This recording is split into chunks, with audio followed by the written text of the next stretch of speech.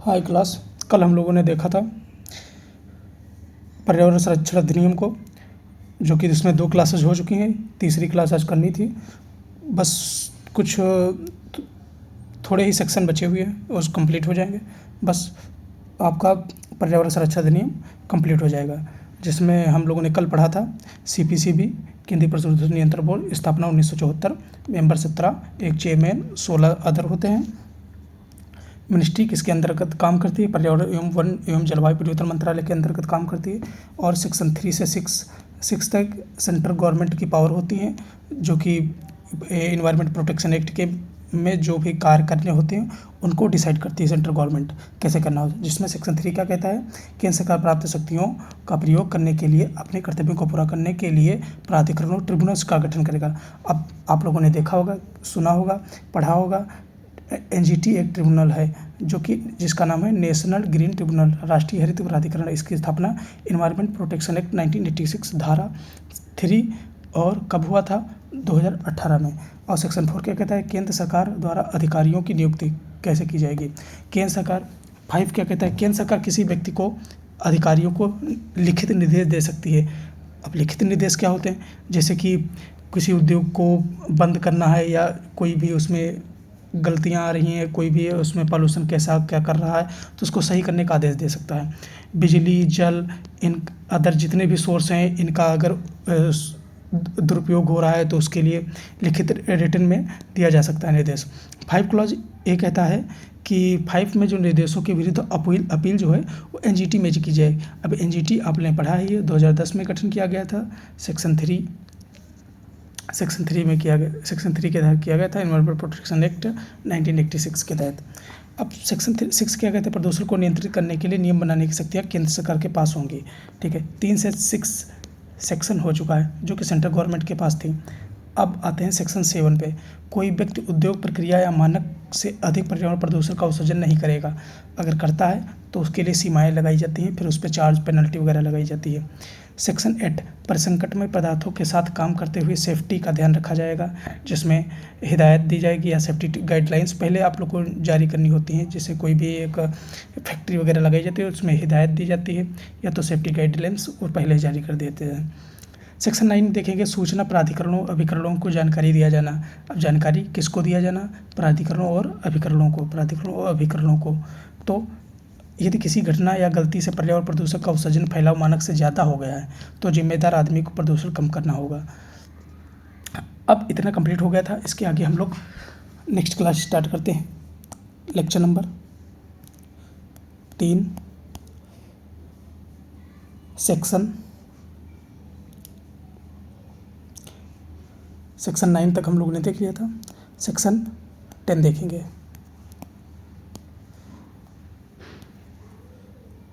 देखते हैं फिर आगे क्या होता है।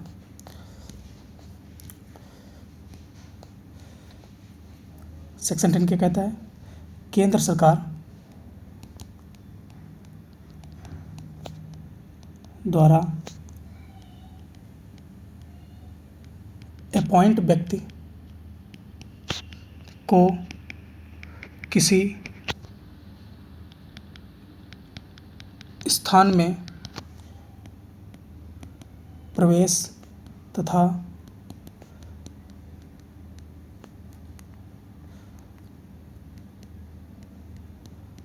निरीक्षण करने की शक्ति।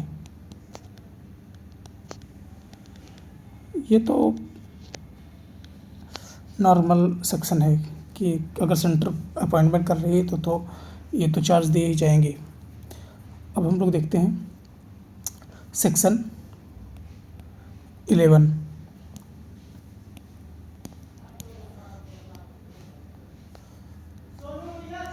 नमूना लेने की शपथ है।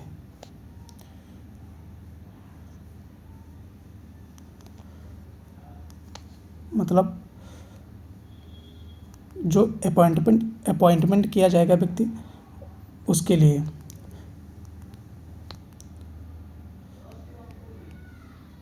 जैसे अंदर कोई व्यक्ति अगर कोई फैक्ट्री में जाता है तो वो सैंपल वगैरह लेने की शक्ति है।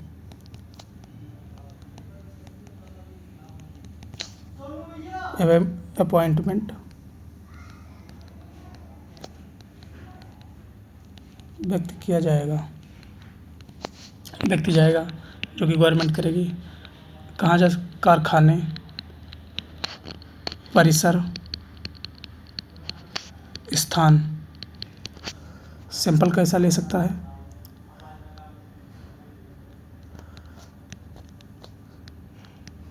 जल का ले सकता है, वायु का ले सकता है, मृदा का ले सकता है। इससे डिसाइड हो सकता है कि वहाँ पे कैसी सिचुएशन चल रही है, क्या हो रहा है। ठीक है, सेक्शन अब हम लोग 12 पे जाते हैं।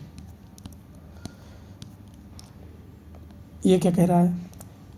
केंद्र सरकार के द्वारा पर्यावरणीय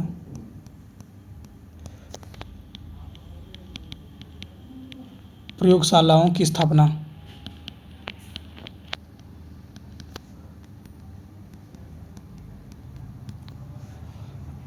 अब इसी में देख लेते हैं सेक्शन 12 क्लॉज 1।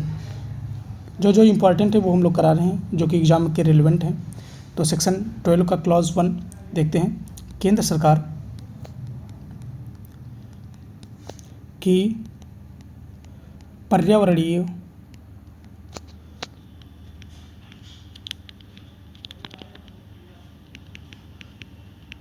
प्रयोगशालाएं स्थापित करने की शक्तियाँ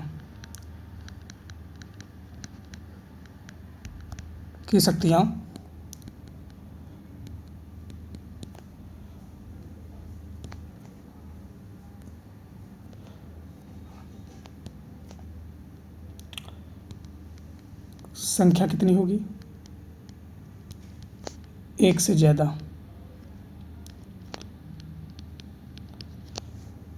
स्थापना कौन करेगा? केंद्र सरकार। क्यों होगी स्थापना?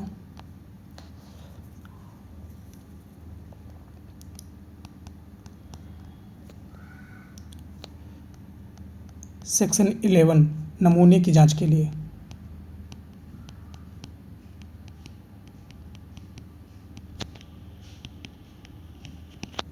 सेक्शन 13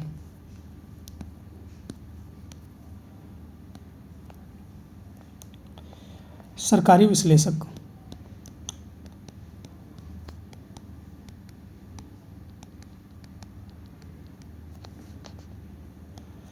सरकारी विश्लेषक जैसे गवर्नमेंट एनालिस्ट जो भी एनालिसिस करते हैं, ठीक है, एनवायरनमेंट लैब में।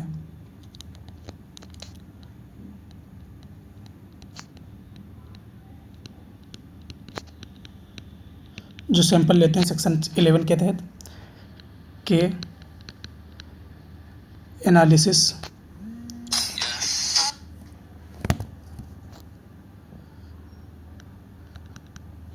के लिए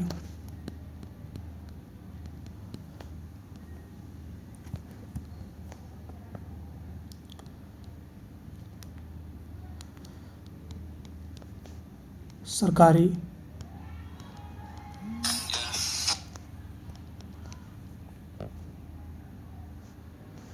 विश्लेषकों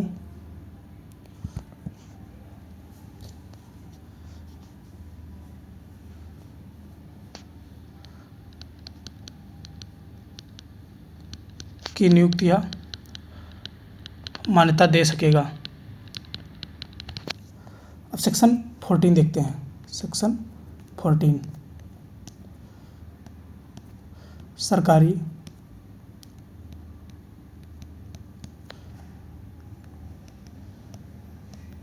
विश्लेषकों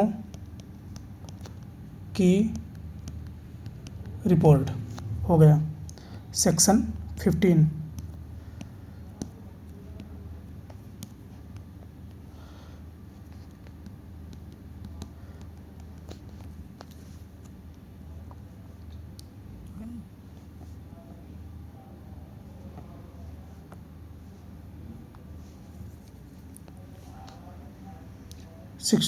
15 पे था हम लोग।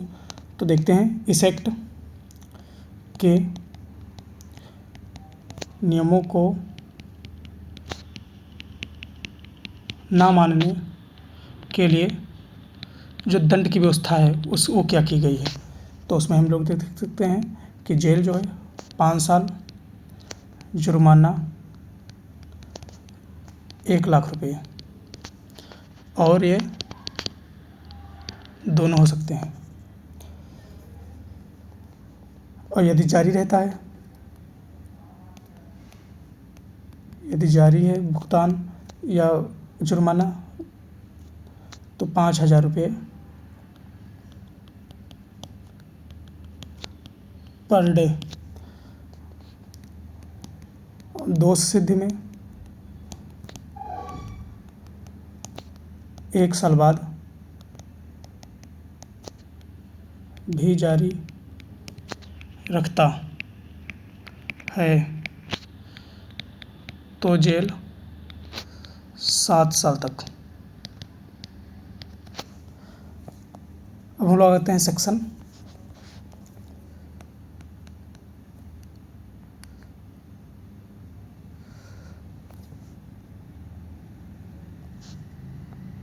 हम लोग 16 देखते हैं।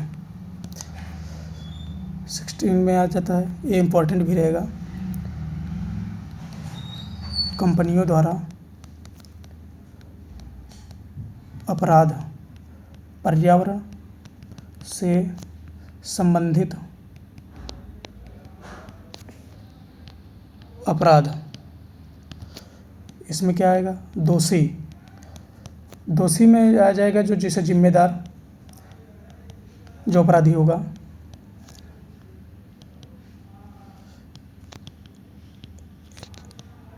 अपराधी क्या, जैसे आदमी जो इंडस्ट्री का जो भी ऑनर वगैरह, एमडी, सीईओ, सचिव, ऐसे हो सकते हैं। और इसमें तो दोनों हो सकते हैं, कंपनी भी हो सकती है। अगर साबित कर दें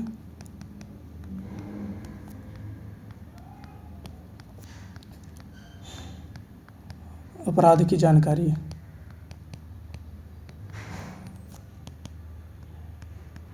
अपराध को रोकने का प्रयास, अगर जानकारी है तो ये दंड से बच सकते हैं।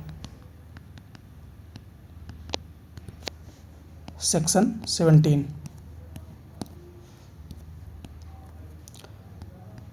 सरकारी विभागों द्वारा अपराध। ये कुछ ज़्यादा इम्पोर्टेंट नहीं है। अब लोग चलते हैं सेक्शन 19 पे। 18 कुछ ज़्यादा रिलेवेंट नहीं है। अपराधों का संज्ञान,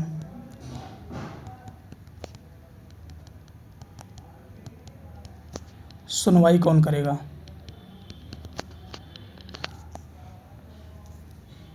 एनजीटी देखा, एनजीटी कर सकती है।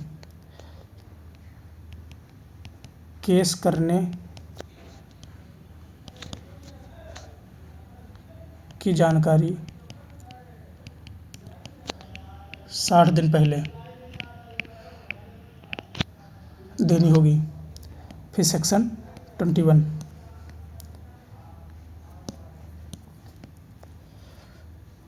इसमें सेक्शन 3 के तहत जो ट्रिब्यूनल हो, सेक्शन 3 के तहत जो ट्रिब्यूनल है उसके जो सदस्य होंगे, ये लोक सेवक होंगे। और सरकार जो है प्राधिकरण के पावर्स और इसकी पावर शक्तियां जो हैं सरकार तय करती है। जो कार्य हैं वो दोनों सरकार तय करेगी। सेक्शन 22 इसमें है सिविल कोड।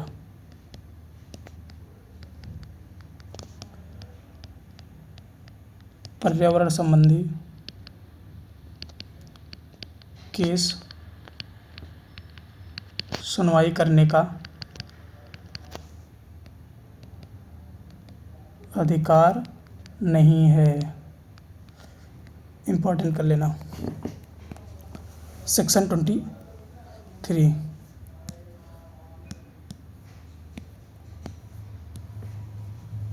इसमें क्या था, केंद्र सरकार जरूरी होने पर अधिकारी या राज्य या प्राधिकरण को अपनी शक्तियाँ या कार्य प्रतिनिधित्व के लिए डेलीगेट कर सकता है। इसमें एक केंद्र सरकार जो है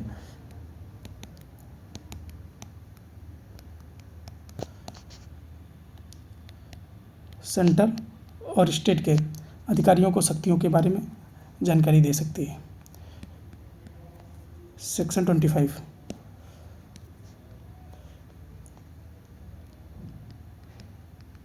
इस एक्ट के अंतर्गत लॉ बनाने की शक्तियाँ केंद्र सरकार के पास।